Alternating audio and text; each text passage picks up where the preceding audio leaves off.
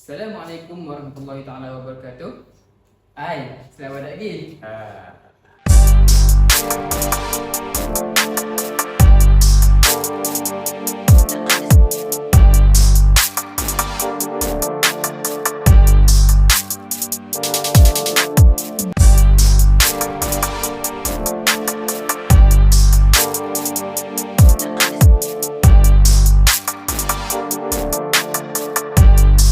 Mengapa saya berkata demikian?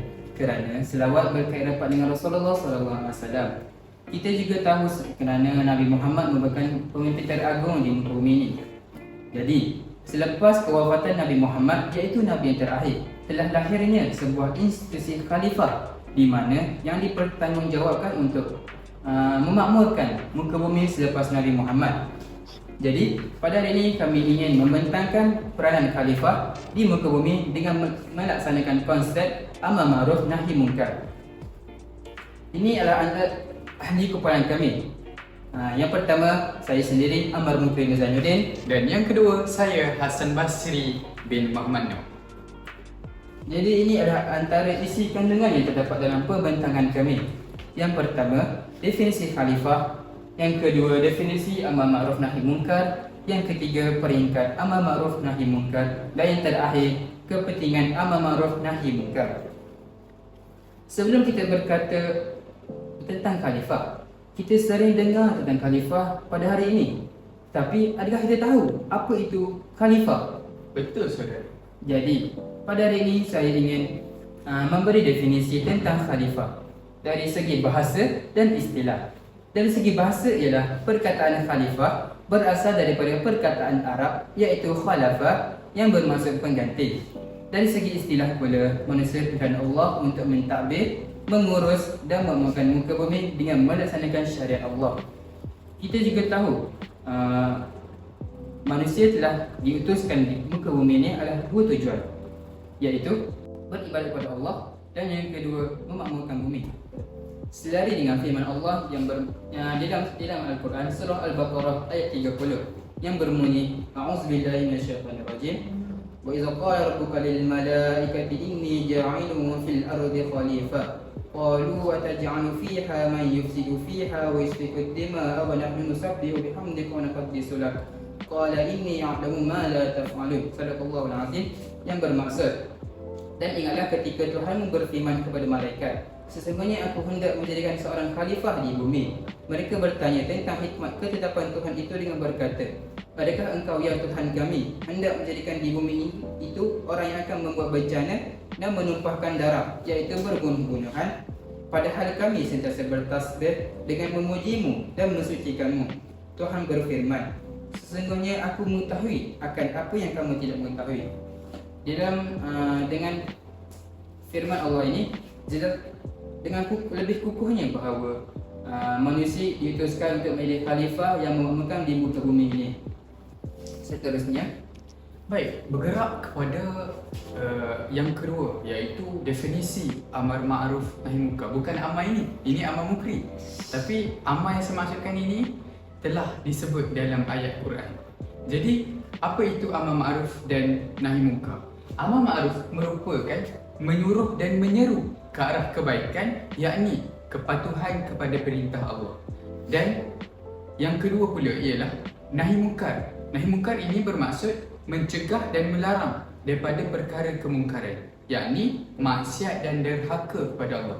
Jadi selari dengan khalifah ataupun frasa demi frasa yang kita bincangkan dalam topik ini, iaitu khalifah dalam amar ma'ruf dan nahi munkar. Jadi perkara ini sangat penting, perlu ada di dalam diri khalifah supaya mereka dapat memakmurkan bumi. Dalam hadis Nabi Muhammad SAW ada berfirman, man ra'a minkum munkara falyughayyirhu bi yadihi fa in lam yastati' fa bi lisanihi fa in lam yastati' fa bi qalbihi wa dhalika adhaful iman. Jadi apa yang Nabi Muhammad sebut ialah, jika engkau melihat satu kemungkaran, cegahlahnya dengan tangan. Jika tidak mampu, cegahlah dengan lisan, yakni dengan mulut. Dan yang terakhir, jika kamu tidak mampu, maka cegahkanlah dengan hati, maka ianya merupakan selemah-lemah iman. Jadi dengan berkonsepkan ataupun berdasarkan daripada hadis ini, dapat dijelaskan di sini bahawa kita sebagai seorang manusia ataupun sebagai seorang khalifah perlulah mencegah kemungkaran seperti mana yang disebutkan oleh Nabi. Bergerak pula kepada peranan khalifah berdasarkan peringkat. Jadi sebenarnya banyak peranan khalifah, tetapi saya jelaskan secara berperingkat dan ini merupakan satu subtopik utama yang perlu kita bincangkan pada hari ini. Jadi yang pertama, peringkat pertama secara individu, yang kedua keluarga, yang ketiga masyarakat, yang keempat negara, negeri dan alam sejagat, dan yang terakhir agama. Yang pertama dari segi diri individu khalifah itu sendiri. Jadi seorang manusia ataupun seorang khalifah ini tidak lari daripada membuat salah dan silap. Jadi berlakunya kemaksiatan ataupun mungkin berlakunya kutipan dosa. Jadi sebagai seorang khalifah, kita perlulah untuk sentiasa muhasabah diri dan perlu memperbaiki diri. Dan yang kedua dari segi individu ialah menjaga harga diri. Hal ini kerana kita merupakan salah satu teladan yang berada di dalam dunia pada hari ini. Kerana apa? Khalifah itu sendiri penting bagi memakmurkan bumi dan menjadi contoh kepada orang lain. Yang kedua pula ialah dari segi keluarga, iaitu tanggungjawab ahli keluarga. Dalam sesebuah institusi keluarga, kita ada seorang ayah, seorang ibu dan juga anak. Jadi ayah perlu memainkan peranan masing-masing seperti memberikan nafkah kepada isteri dan juga anak-anak. Ibu pula perlulah melakukan tanggungjawab masing-masing dan begitu juga dengan anak-anak, di mana anak-anak perlulah menghormati dan mendengar segala nasihat yang perlu diperbetulkan dan juga perlu mempraktikkan dalam kehidupan seharian. Jadi apabila berlakunya segala kebaikan, segala perubahan, maka saya yakin dan percaya keluarga Islam akan membangun dari semasa ke semasa dan seterusnya akan maju. Dan yang ketiga pula ialah masyarakat. Yakni kita perlu berbakti kepada masyarakat supaya kita dapat mengukuhkan hubungan silaturahim antara sesama kita. Jadi misalnya jika saudara ramai ingat di rumah, jika kita keluar mungkin kita beritahu jiran kita akan ke mana-mana. Contohnya kita bersiar ataupun kita bercuti di tempat lain. Jadi jiran boleh jaga rumah kita, betul? Betul. Jadi itulah satu peranan khalifah di mana dapat berbakti kepada masyarakat, dan perkara ini penting dalam menjaga hubungan silaturahim sesama manusia. Kita perlu menjaga hubungan di antara Allah dan juga kita dan juga manusia. Maksud saya dan juga Allah dan juga saya dan juga manusia. Yang kedua pula ialah dari segi akidah. Jadi kita sebagai khalifah perlulah menjaga akidah-akidah ataupun memberikan nasihat supaya pegangan akidah dalam kalangan masyarakat sentiasa terbela. Dan yang ketiga pula ialah dari segi akhlak. Kita sebagai orang yang lebih dewasa merupakan satu cerminan ataupun penggerak kepada pembangunan spiritual ataupun pembangunan emosi kepada kanak-kanak. Jadi akhlak itu sangat penting jika dilihat dari semasa ke semasa.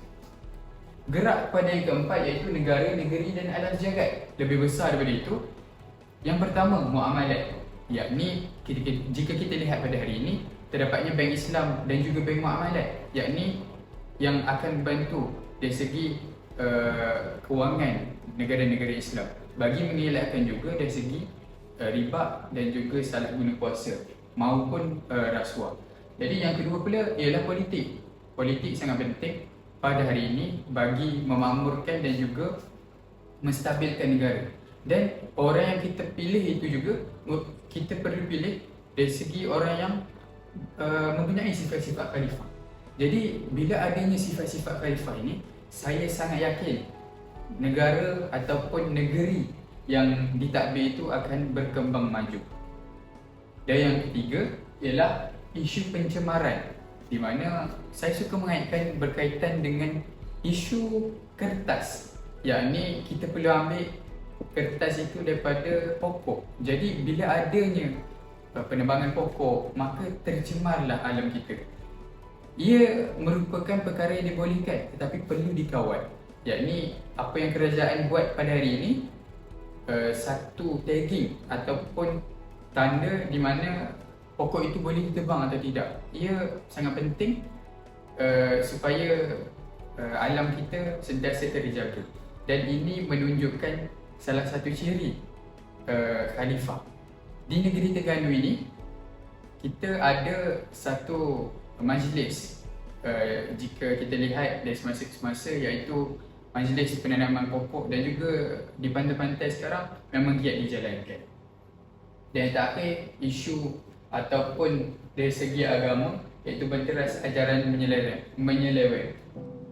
Dari segi agama iaitu banteras ajaran menyeleweng. Hal ini sangat penting bagi menjaga kesucian dan juga maruah diri kita sebagai umat Islam. Ini perkara yang paling penting. Kerana apa? Jika rosak satu agama, lahirlah agama-agama ataupun fahaman yang mampu merosakkan kita, khususnya umat Islam pada hari ini. Baiklah, kita pergi pada isi yang terakhir. Selepas mendengar apa yang diperkatakan oleh rakan saya sebentar tadi, jelaslah bahawa khalifah ini sangat penting apabila ia memegang peranan masing-masing berlandaskan konsep amar ma'ruf nahi munkar. Di sini saya menyarankan beberapa kepentingan amar ma'ruf nahi munkar. Yang pertama dari aspek sosial. Dari aspek sosial ni, contohnya di mana rakyat dapat hidup dengan aman dan sejahtera bermula apabila khalifah membina fasiliti yang lengkap, di mana khalifah membetulkan jalan raya, membina jambatan ataupun membuat sekolah dan hospital. Dari aspek yang kedua pula ialah ekonomi. Khalifah bertanggungjawab untuk menguruskan hal keuangan bagi mengenakan berlaku penyelewengan. Sebagaimana yang diperkatakan oleh Saudara Hasan tadi, khalifah ni penting untuk menjaga muamalat. Kerana kita tahu bahawa penyelewengan ini amatlah berbahaya kerana ia boleh menjerumuskan kita ke dalam neraka. Antara penyelewengan yang berlaku pada dunia pada zaman sekarang ialah orang kata riba, rasuah dan macam-macam lagi. Yang terakhir dari segi politik. Dari segi politik pula ia menjamin kesejahteraan sesebuah negara kerana kita juga tahu bahawa apabila pemimpin kita ni seorang yang berkualiti, maka negara-negara lain akan menurut serta dalam negara kita, orang kata melaburkan dalam negara kita. Hasilnya negara kita akan berkembang maju dan menjadi orang kata mendapat pandangan di serata dunia, terkenal di serata dunia. Jadi saya rasa setakat itu saja daripada kami, daripada kumpulan kami berdua yang baju hitam yang segak pada hari ini. Syukran jazilan. Ila liqa. Ma'assalamah.